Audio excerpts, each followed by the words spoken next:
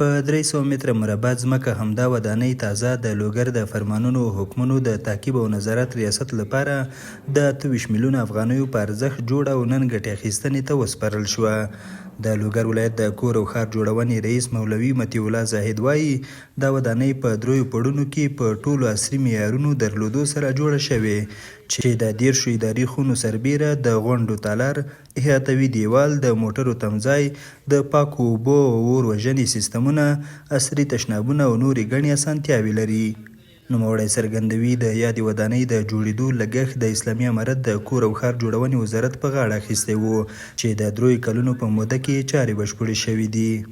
د اسلامي امارت د ملي بودیجې څخه د بیا رغونې چارې پیل شوې چې په 3 پوړونو کې ده او ټول ټال 28 میلیونه افغانۍ لګښت پرې راځي مالي او تقریبا تر 150 پورې اداري خونې لري.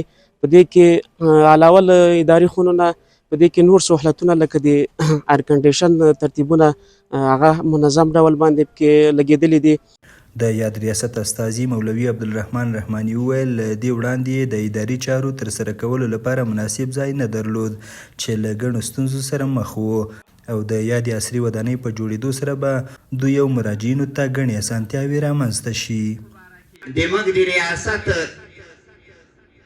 جناب هیئت ته همدارنګه د شهرسازي هیئت ته د ولایت مقام او د قمنداني او د شهرسازي ریاست نه مننه کوو چې دماغه په دغه جوړولو د دغې تعمیر کې دوی ډیر کوشش کړی ده او کوشش وکړو چې نن الحمدلله د دې پرانس یا د دې په افتتاح کې الحمدلله موږ نن ټول شرکت کوو.